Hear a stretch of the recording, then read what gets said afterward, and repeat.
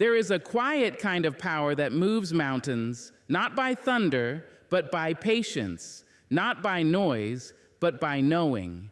And once you learn to hold your peace and pour that energy back into yourself, the world cannot help but shift in your favor. There is a silence that stings, and then there is a silence that sings.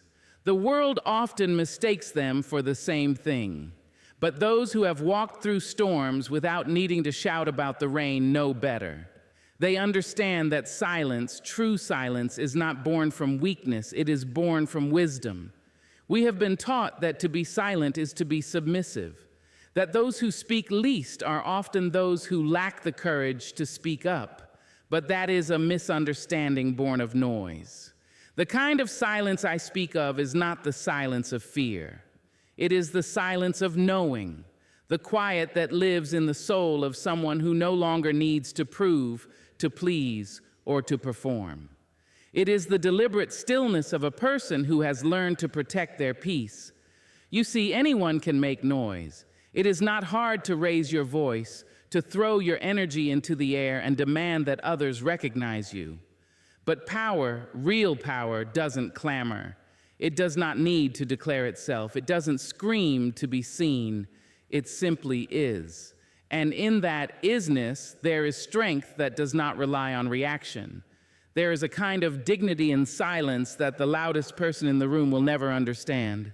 To be silent is not to disappear. It is to reappear in yourself. It is to gather your energy where it matters. While others chase claps and compliments, you chase clarity. While others drown in noise, you wade into still waters and find that you are not lost. You are free. You are focused. You are in control. Some will question your silence. They will try to interpret it, define it, dismantle it. They will call you cold, arrogant, distant. But what they do not know is that you have chosen silence not because you are empty, but because you are full of reflection, full of awareness, full of a kind of self-respect that no longer wishes to be wasted on battles not worth fighting. And yes, there will be times when silence is misunderstood as passivity. When you choose not to respond, not to explain, not to defend, some will call you weak.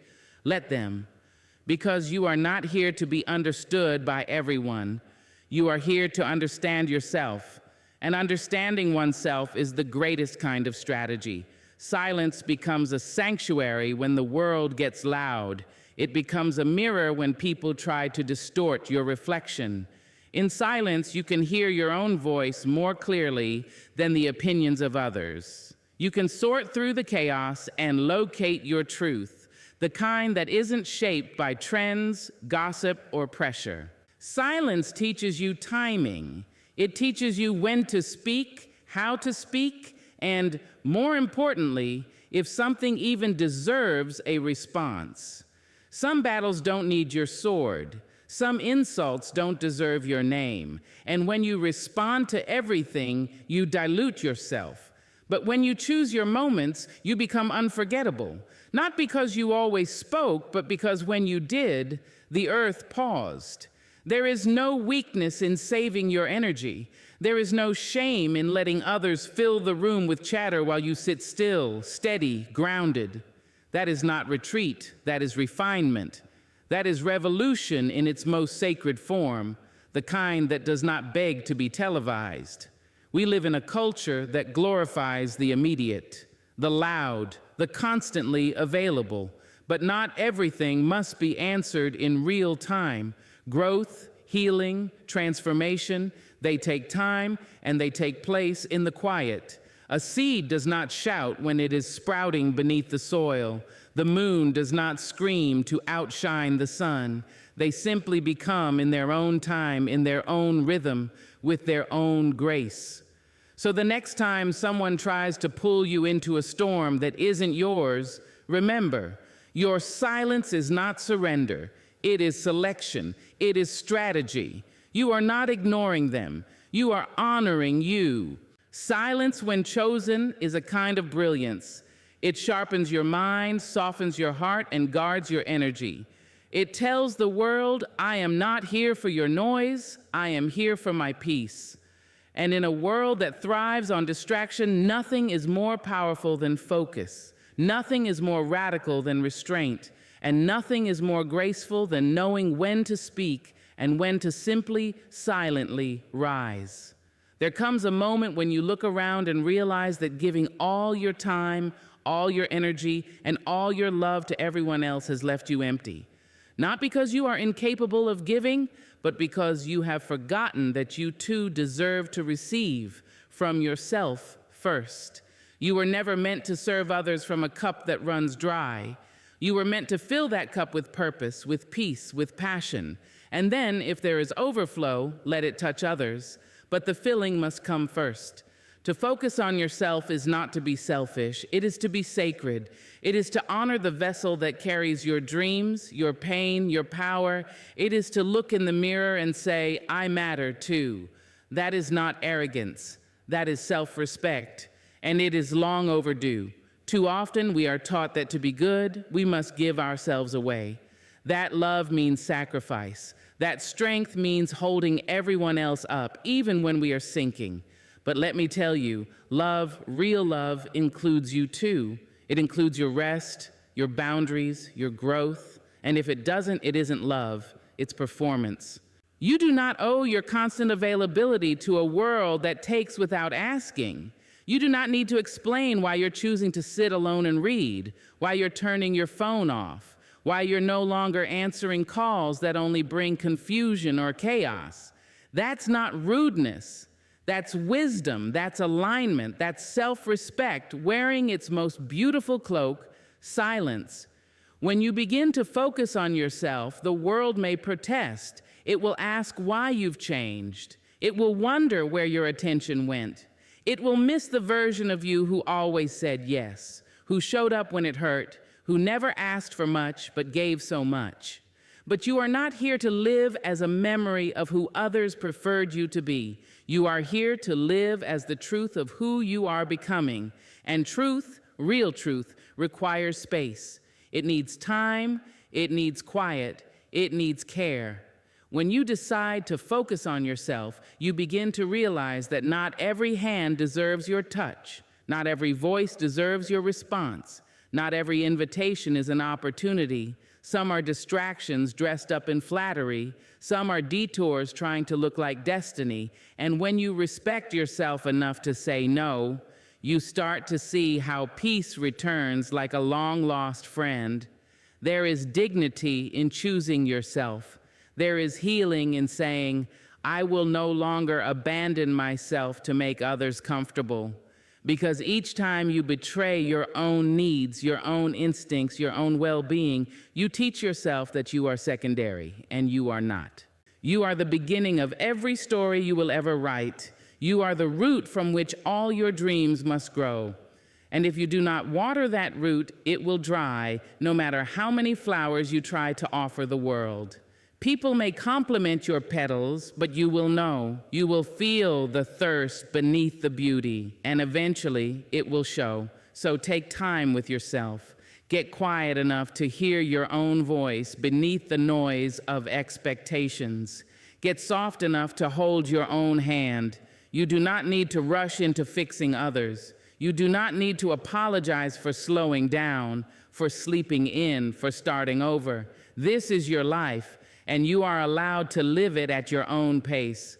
Some will call you distant, let them. Some will say you've changed, thank them. Growth is not always loud, but it is always intentional. And when you begin to grow inward, the world outside you begins to reflect that strength. Your self-focus is not just an act of preservation, it is an act of revolution. In a world that wants you fragmented, distracted, and dependent on approval, choosing yourself is the loudest declaration of freedom you can make. You are saying, I am enough. I am worthy of my own love. I will no longer wait for someone else to see my light before I turn it on. Focus on yourself, not because others don't matter, but because you cannot pour clarity into someone else's cup while your own is full of confusion. You cannot give light while sitting in your own shadow. And when you do this, when you begin to treat yourself as someone worth showing up for, everything starts to shift. People respond to the energy you give yourself. The more you respect yourself, the less tolerance you'll have for disrespect. The more time you give yourself, the more time you'll have for things that truly matter. And in the end, you will discover that self-focus was never selfish. It was survival, it was salvation, it was sacred. Growth is a quiet thing. It does not announce itself with trumpets or demand applause as it enters the room. It does not seek permission. It simply begins, softly, invisibly, like a seed stirring beneath the soil, long before anyone can see the evidence of its becoming. We live in a world that celebrates the show, the performance, the grand reveal. But growth doesn't live there. It lives in the silence after heartbreak. It lives in the long nights when no one is watching and you are left alone with your questions, your tears, your fears, and your hope. It lives in the quiet moments when you choose not to react the way you used to, when you choose to pause, to reflect, to sit with your pain instead of running from it. That's where real change takes root, not in the spotlight, but in the shadows where character is shaped and courage is born. There is something sacred about the quiet that holds our growing. It is not a silence of emptiness, but of presence. The kind of presence that listens deeply, that allows space for transformation to rise up from within.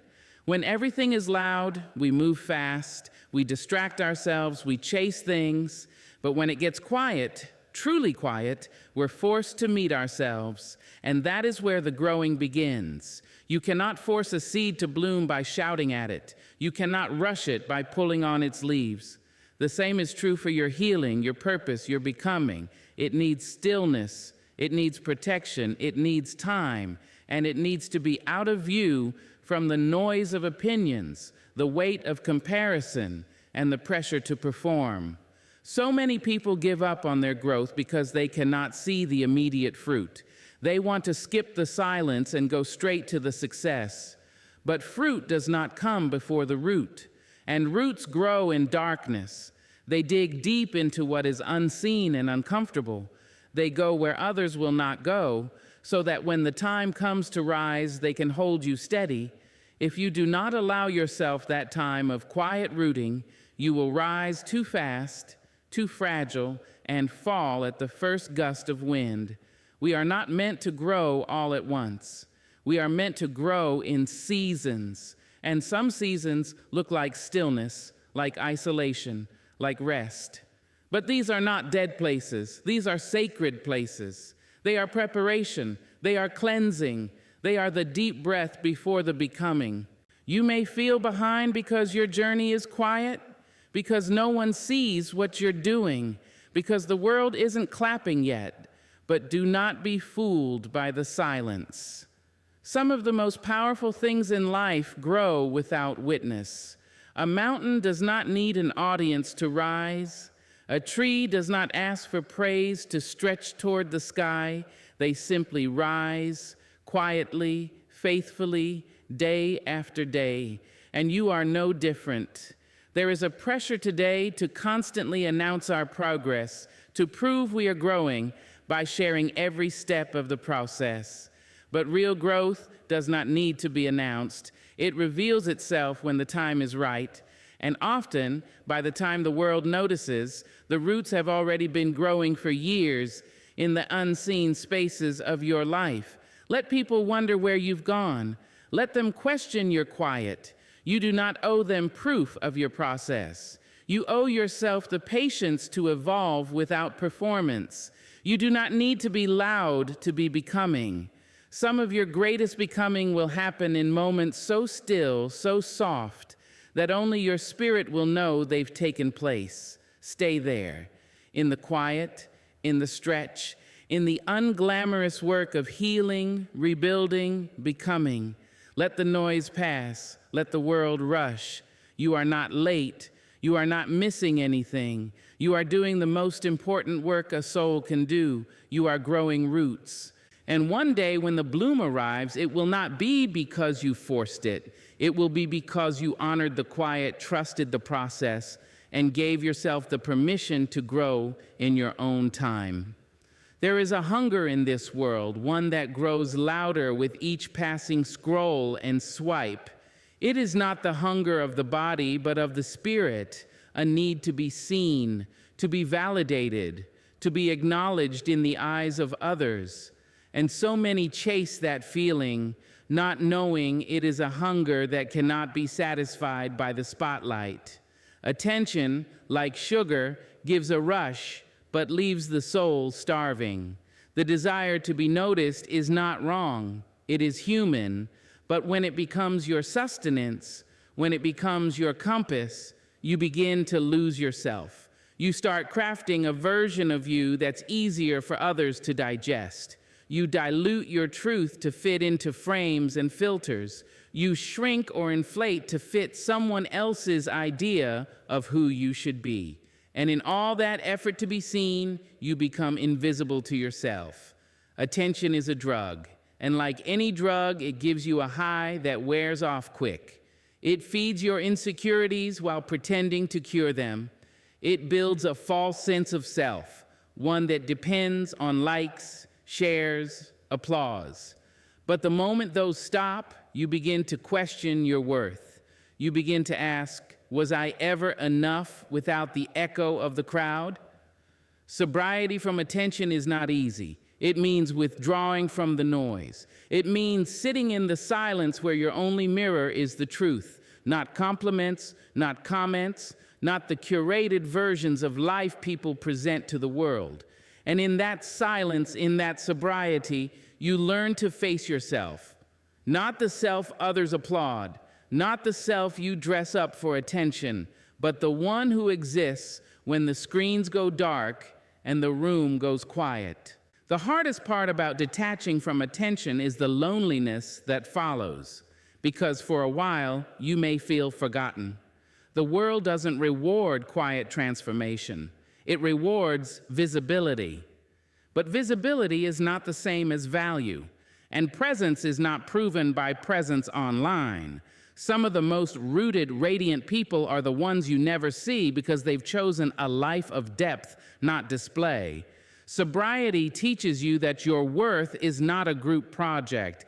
It is not up for vote. It is not dependent on how many eyes are on you. You begin to realize that peace doesn't come from being recognized. It comes from being real. You find joy in the small, unseen victories. The day you kept a promise to yourself. The morning you woke up and didn't need a stranger's affirmation to feel whole. The night you chose sleep and solitude over one more post to remind the world you exist. In that space, you start to create differently. You begin to live not for applause, but from authenticity. You stop measuring the value of your words by their reaction and start valuing them by their alignment with your spirit. And when you speak, it carries weight, not because it's loud, but because it comes from a place that doesn't need permission. The world will tempt you back. It will offer you another taste, another chance to be seen, to be praised, but you will know. You will feel the shift in your body, the dissonance in your soul, because once you've tasted the truth of being enough without the noise, the crowd begins to feel like a cage. You will see people chasing attention and recognize the ache beneath their performance. You will hold compassion, not judgment, because you've been there. You've stood on that stage hoping the lights would warm you, only to find they leave shadows when they go out. You've known the silence that comes after the applause, and you've survived it. More than that, you've grown in it. And growth, real growth, doesn't crave the crowd. It craves connection, first with yourself, then with what is real, what is steady, what does not change when the followers fall or the trends shift. You will crave conversations that don't start with, look at me, but with, let me know you. You will crave a life that feels full without needing to be watched.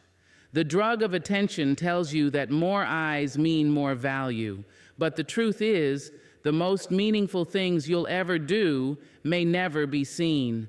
And that's okay, because when you choose sobriety from attention, you don't lose your glow. You simply stop needing someone else to flip the switch. Boundaries do not always arrive with loud declarations. Sometimes they come softly, wrapped in silence. Sometimes the strongest thing you can say is nothing at all. Not out of spite, not from anger, but from clarity. When you no longer argue, no longer explain, no longer chase understanding from those committed to misunderstanding you, that is not giving up. That is drawing a line. That is choosing your peace over their permission. The silence where boundaries are built is not empty. It is deliberate. It's the kind of silence that comes when you've said it all before, when your voice has been stretched too thin, trying to hold up other people's comfort. It's the silence that says, "This time I choose me." Not in a way that denies love to others, but in a way that stops denying it to yourself. There comes a moment when you realize that every time you say yes out of guilt, every time you let someone cross a line out of habit, you are training yourself to live smaller than you were made to be. And it is in that quiet realization that something powerful begins to grow. Not resentment, but resolve. Not distance, but direction. You don't need to explain your boundaries to everyone. You don't owe your silence an apology. Sometimes the most respectful thing you can do for them and for yourself is to step back, to pause, to become unavailable to what drains you. And in that sacred withdrawal, you begin the work of rebuilding the walls that protect the garden of your spirit. People may not like your silence. They may feel entitled to your energy, your time, your attention, especially when they've gotten used to your constant yes. But your healing does not require their agreement. Your peace does not depend on their comfort. The silence that builds boundaries is not cruel, it is careful. It is the kind of careful that says, "I see what I need now, and I will no longer ignore it." In the quiet, you learn to separate what is yours to carry from what you were never meant to hold. You begin to sort through all the inherited obligations, the emotional debts, the roles you were given but never agreed to. And with each realization, a line is drawn, not a wall to keep love out, but a door to let self-respect in. The beauty of boundaries is not in what they push away, it's in what they allow to flourish. When you stop overextending, you start to restore. When you stop explaining yourself to those who are committed to misunderstanding you, you start to hear yourself again. In that silence, your own voice returns, not loud, but sure. It tells you what you need. It tells you where your yes is sacred, and it tells you that no is a full sentence. Some will mistake your boundaries for distance. Let them. Some will accuse you of being cold, unkind, withdrawn. Let them.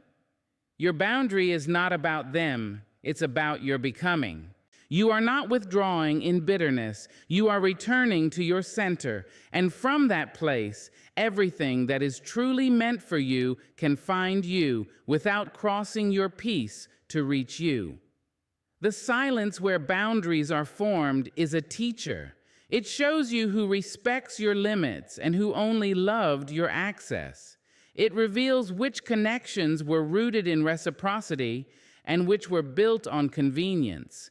And as painful as those revelations may be, they are necessary, because you cannot grow in soil that is constantly being walked on.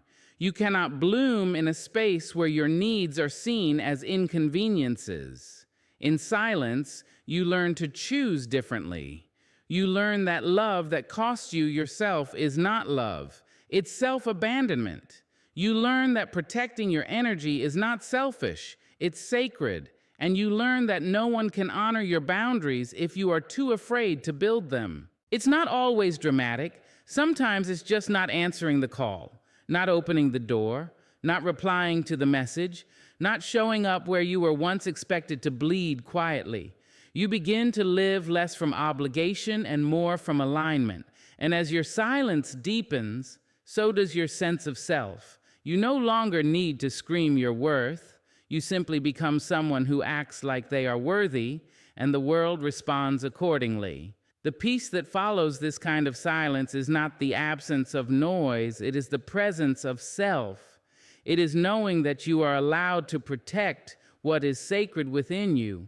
It is understanding that your time, your space, your energy, your joy, none of it is disposable. And the people who truly love you will never make you feel like it is. There comes a time when the crowd walks away, when the noise fades, the spotlight dims, and the applause stops echoing through your memory. At first, that silence feels like abandonment, like loss, like something in you has become invisible to the world. But over time, if you stay still long enough, if you resist the urge to beg the world to look again, something softer begins to happen. You begin to see yourself clearly, maybe for the first time, because transformation does not need an audience. It needs honesty. It needs space to break down the pieces of you that were shaped by approval, performance, or fear, and to uncover the parts that were always true, always sacred, just waiting beneath the surface. Real change doesn't come while you're trying to keep up appearances. It doesn't bloom under the pressure of perfection. It starts when you are no longer trying to impress and you begin the real work of becoming. You will know you are on the edge of transformation when everything familiar stops working, when the way you used to cope no longer soothes you, when the roles you played begin to feel too tight, too small, too scripted. That discomfort is not punishment. It is a signal. It's life calling you inward, calling you deeper. And it's no coincidence that it happens when no one is watching. The soul does not heal in public. It needs the safety of solitude. It needs to not be seen so that it can see itself. There's a kind of shedding that happens in the quiet. You start letting go of what you clung to for identity, the titles, the roles, the reactions you once depended on to feel valid. At first, it feels like loss, but then it starts to feel like freedom, because when you are no longer performing for the crowd, you realize you are free to be whole, not perfect, not polished, whole.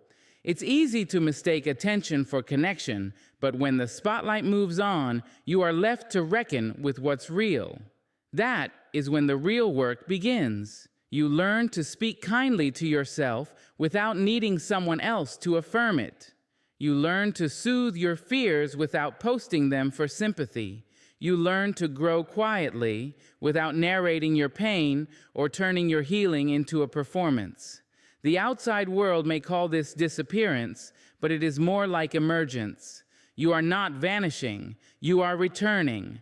You are reintroducing yourself to the parts of your spirit that were buried under noise, expectation, and fear. And in that reintroduction, you realize something beautiful. Your transformation was never meant to entertain. It was meant to liberate. The world teaches us to show up and shine. But what it doesn't teach us is how to sit in the shadows and rebuild. It doesn't celebrate the nights you cry yourself open. It doesn't reward the mornings you choose to forgive when no one knows the war you're fighting. But those are the sacred places, the unseen victories, the moments that shape who you are in ways no stage ever could. When no one is watching, you begin to ask different questions. Not how do I look, but how do I feel? Not will they like me, but do I even like myself? That shift changes everything. You stop chasing applause and start chasing peace. You stop striving for relevance and start searching for alignment. You begin to build a life that feels good on the inside, even if no one ever claps for it. And as you grow in that solitude, you begin to carry something different. An energy that cannot be faked, a presence that doesn't beg to be seen. It just is, because when you've been to the bottom of your soul and made peace with what you found there, you no longer need the world's permission to be whole. You are not becoming for them, you are becoming for you. The irony is, once you no longer need to be seen, you are seen more clearly. Once you stop asking for validation, people begin to feel your groundedness. They sense your inner anchor. You don't speak louder, but your words carry more weight. You don't show off your healing, but it radiates through everything you do. And that's the quiet reward of true transformation. It shows even when you're not trying. Let the world forget you for a while. Let it turn its attention elsewhere. Use that space not to despair, but to deepen, to redefine, to rebuild, because the most powerful version of you won't need the world to look first. You'll arrive so full, so rooted, so real, that your presence will speak louder than any spotlight ever could. Let them wonder where you went. Let them whisper why you stopped explaining. Let them watch as you rise, not with noise, not with spectacle, but with a stillness so deep it commands the room. You do not need to be seen